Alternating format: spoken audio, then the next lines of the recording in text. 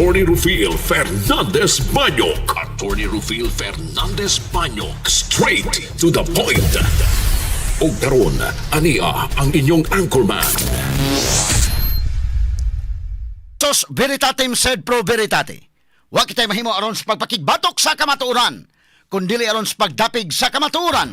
Straight to the point. Luzon, Visayas ug Mindanao, Pilipinas, ug sa katawhan kutob sa mabot sa tong Sibya sa tibuok kalibutan via internet. Maimbuntag ug kumusta live gikan sa Queen City of the South, Cebu City, Philippines. Welcome nining atong tulumanon ug inyong tulumanon. Straight to the point. Kini po niyo boss ang lagad sa kahanginan sa kasamang Rufil Fernandez Banyok.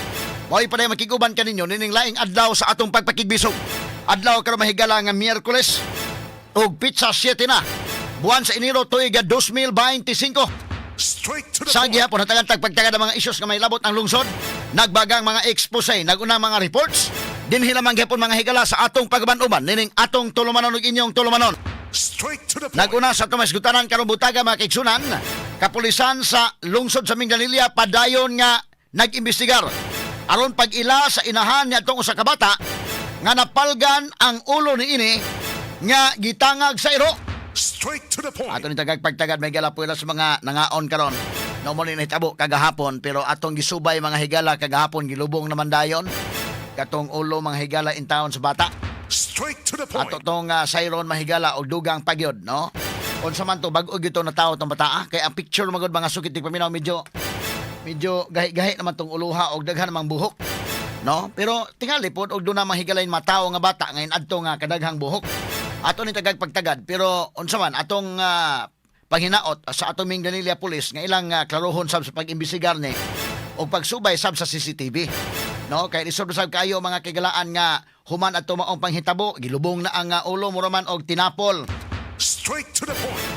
I hope mga kagalan nga nasayop ko ha pero mo tinapol man nga investigasyon. Straight to the point. Og kadtong maong pick up ug mo toy nagdamay galaan ng Domingo, pwede bang masubay dili sa ubos-ubos nga bahin unsa nga pick up ang nisod anang maong lugar atol anang adlaw Domingo.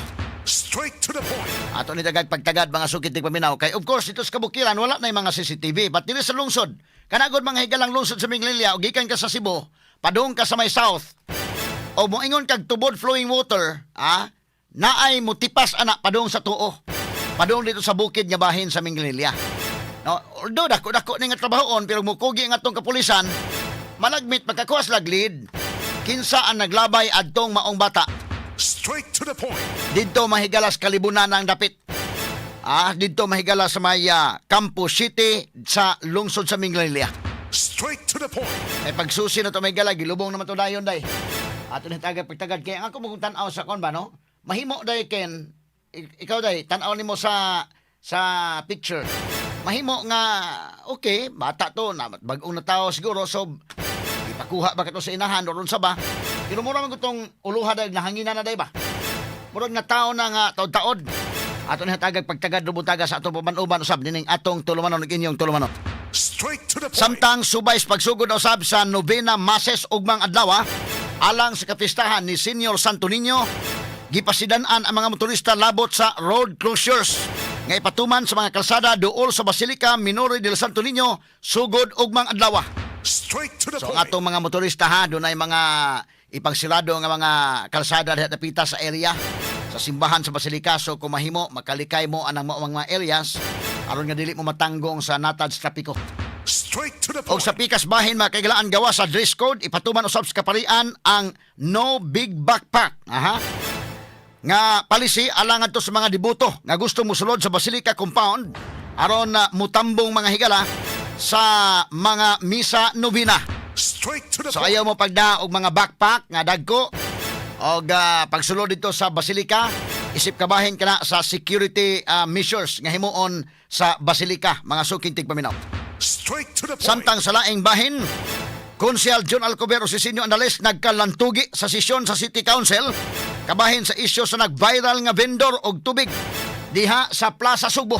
Straight to the Ato point. ning pagtagad sab mga kaigalaan sa atong paman-uban usab nining atong tulumanon ug inyong tulumanon. Straight to the point. Sa kauluhan, resulta sa bar examination ipagawas na sa Korte Suprema karong adlaw. Straight to the So point. dunay bag-o mga abogado rong adlaw sa mga sukid tig paminaw. Samtang Senador Amy Marcos ni question sa pangangkon nga ang 2026 General Appropriations Act mao ang cleanest nga budget sa kasaysayan sa tibuok nasod. Straight to the point. Matod sa senadora, ang pag-gibito sa presidente maulang ang program appropriations o kadtong proyekto nga wa pay budget. Straight to the Apan point. wa hilabtin ini ang program budget items. Hinungdan sa pagduda sa senador nga nagpabilin gihapon ang pork sa maong budget. Straight to the point. Klaro man na kay mga higala ha, giatik-atik man lang ta ng maong budget. Doon ako nuhay mga higala gibito si Marcos pero kay bawat sa ako nag-ingon kagahapon pa lang ang gibito mga higala ang unprogrammed appropriations. Straight to the point. Natanig pagtagad do botaga sa atong pamanuman usab dining atong tulumanon ug inyong tulumanon. Straight to the Og point. samtang ang atong update mahigala sa nahitabo nga pagkuha sa presidente sa Venezuela sa puwersa sa Amerika. Kini mga kaigalaan unsa ba gyud ang hinungdan? Ang unsa ba gyud mahigala ang tinuod gyud nga rason. Kay si Trump may pasultion tungod kuno sa narco-terrorism. Kaso mahigala sa presidente sa Venezuela nga mao si Nicolas Maduro. Straight to the Pero ang point. taga Venezuela may pangutan-on oil. Ang hinungdan mga higala gumikan kay Venezuela mo'y number 1 nga dunay oil reserve sa tibuok kalibutan. Straight to the point. Interesado ang Amerika ana. Pero atong palawman pagdugang mga kaigalaan ang dugang pag-analisar malagmit sad mahigala nga kini usa ka proxy war, usa mga higala ka pasingit sad o usa ka warning mga higala ngadto sa dakong nasod nga China. Dili ni mahigala pakigkontra mahigala sa gamayng nasod nga Venezuela apan paghatag kini strong signal didto sa China mga kaigalaan labot sa mga ekipos Amerika o labot mga higala sa insister sa power mahigala sa Amerika nga mo'y hawd mga kaigalaan sa tibok kalibutan. Straight to the point. Kini guban pang mga iskutanan niyo mabati exclusive over DYHP RMN Cebu 612 sa dial sa inyong mga radyo sa 93.9 IFM.